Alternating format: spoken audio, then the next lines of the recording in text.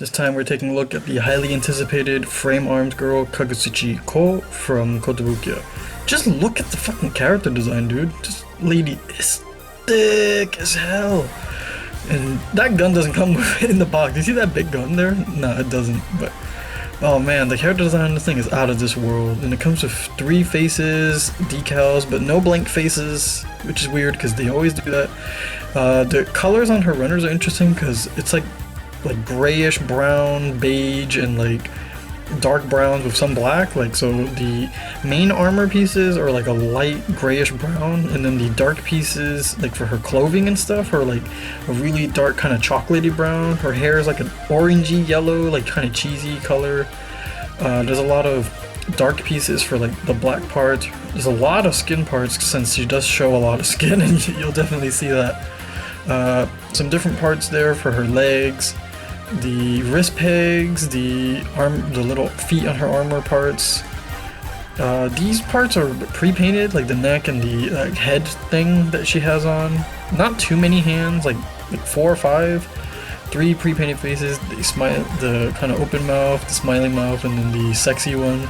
You'll see them later. And then the decals, no blank faces. And then right here, the manual, you'll see. Look at that. That is crazy, the thickness. So let's see. So right here, it's easy to assemble the head. It's not too difficult. I was really like concerned because I thought it'd be like pretty difficult because, you know, Megami devices and other Kotobukiya kits are a little complex, but surprisingly the body was easy to make. I think it's just been a long time since I've done a frame arms. Last time I did one was like a little while ago. But yeah, the body is really quick and easy. Then you swap out some of the parts, and then you build the head armor, the armor on her arms, the extra like hinges and all that stuff that incorporate into the design. And then you add like the big chunky robot legs, which, well, she already got those big chunky legs, but the big chunky robot legs are add to it, I'd say. And then these things actually have wheels and all these different hinges and like parts that swing around. I was wondering what the point of everything was, but it all makes sense once everything is put together. And the gun is actually not super complex. I was actually worried that it was complex, but no, it's not. But the shield is interesting. Like, you put all of the pieces, the panels, like diagonally, and they kind of just like connect together. And then there's ways to connect the gun and everything. But yeah, this kit is pretty awesome, so let's check it out.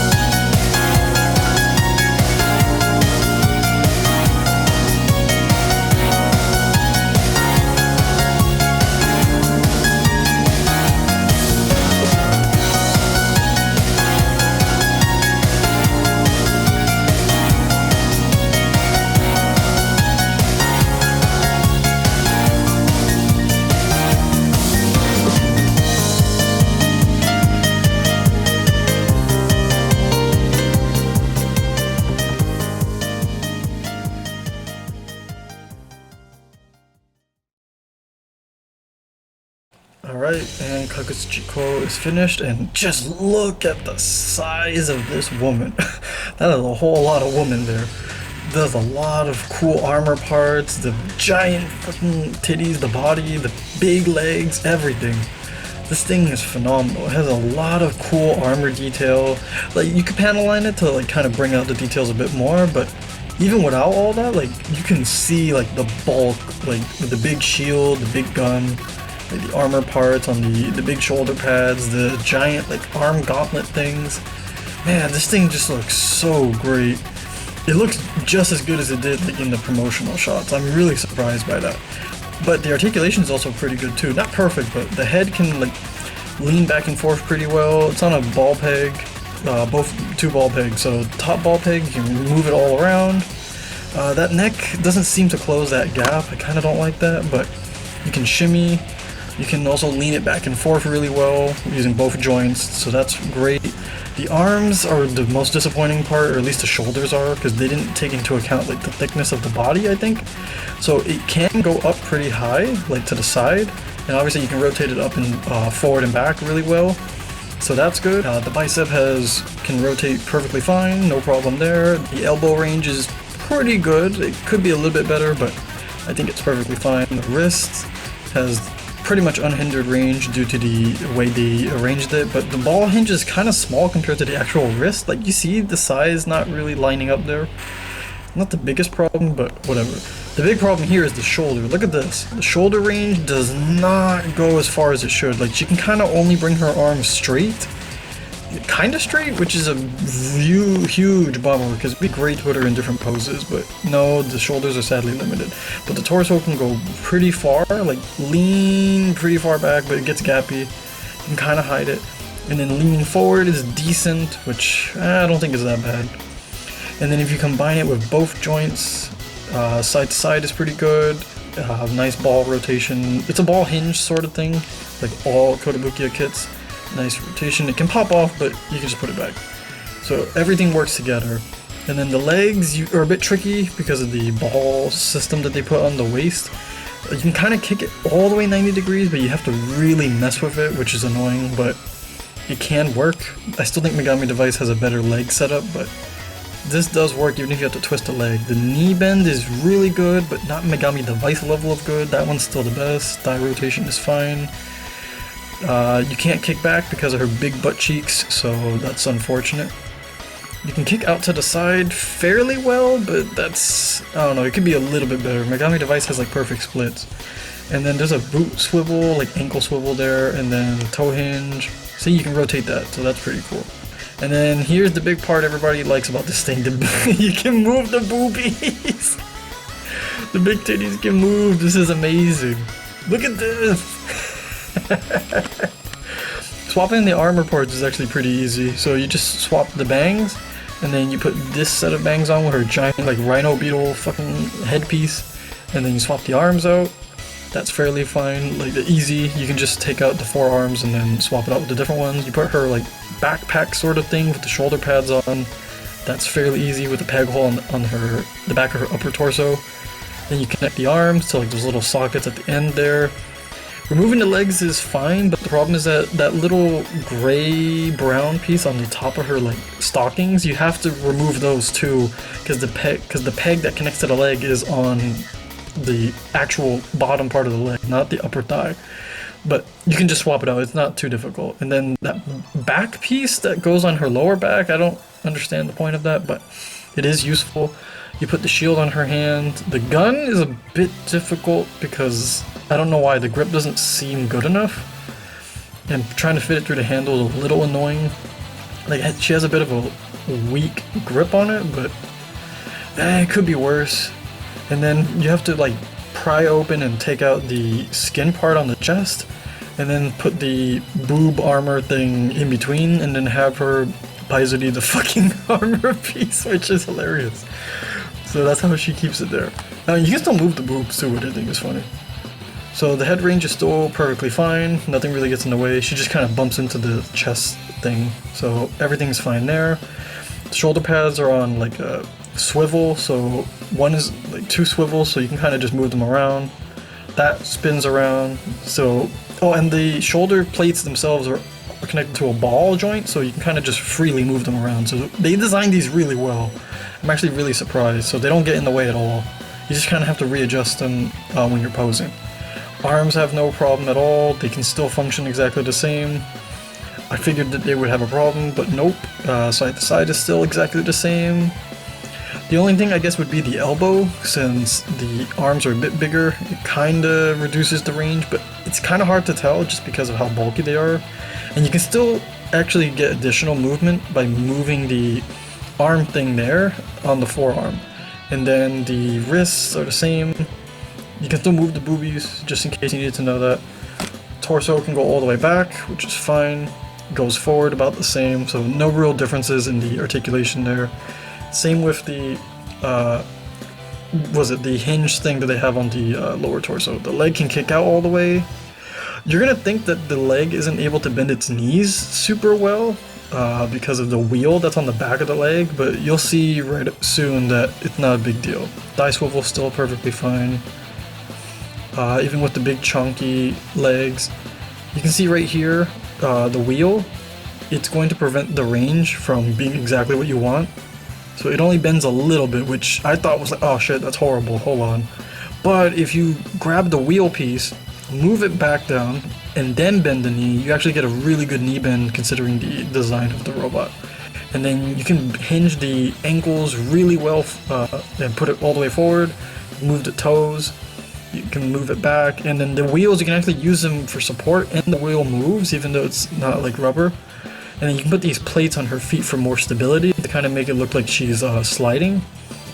And then you can swap out the hands fairly easily.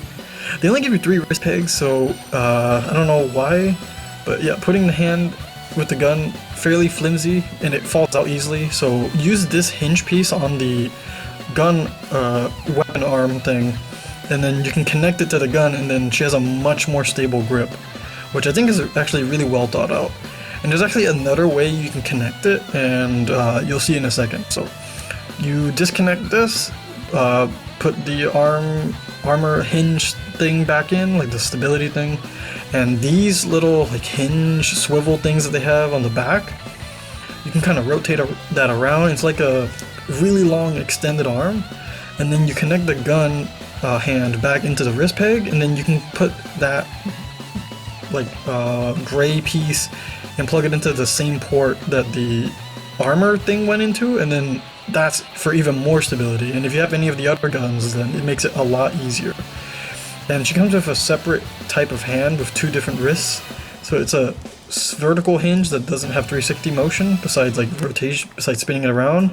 It has a rectangular peg size hole, and that's specifically to put the shield in, because the shield has like a specific shape to it, and you just slide it into the grip, and it's completely firm, has no looseness at all, so you can leave it there.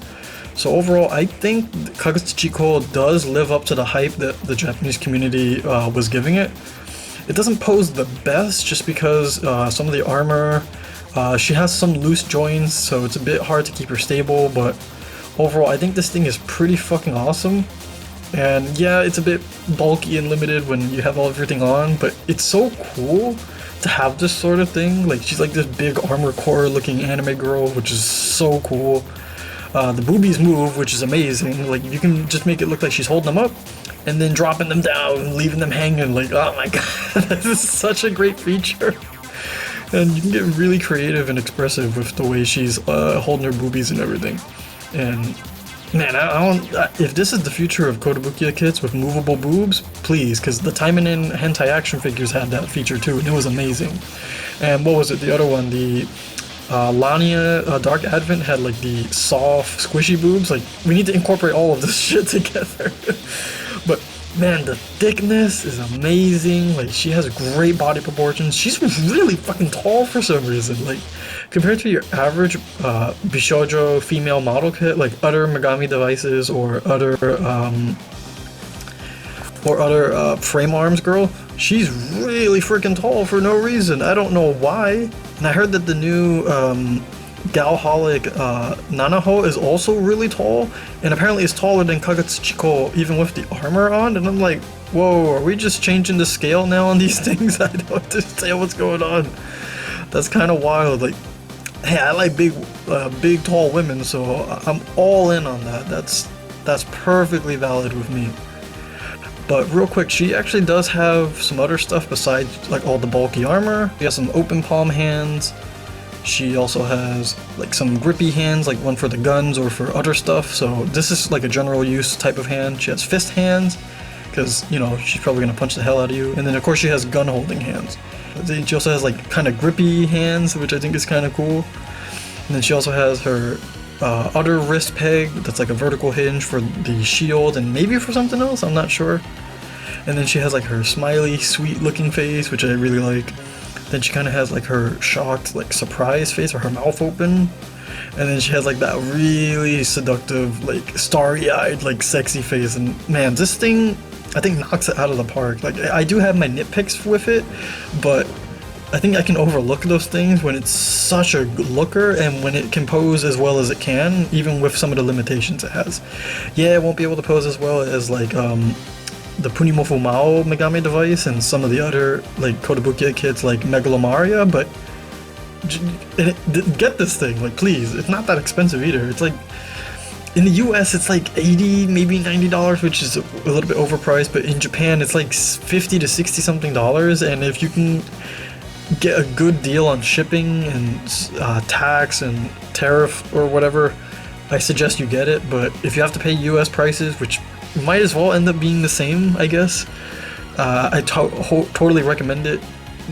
Kagutsuchi Kou is super awesome, and I'm definitely going to do a full review covering all of the little nitpicks and everything and comparing it to other Megami device and other Kotobukiya kits, like in more detail in the future. But I just really wanted to talk about this thing and just let everybody know that this thing is pretty awesome. So that's pretty much it. See ya.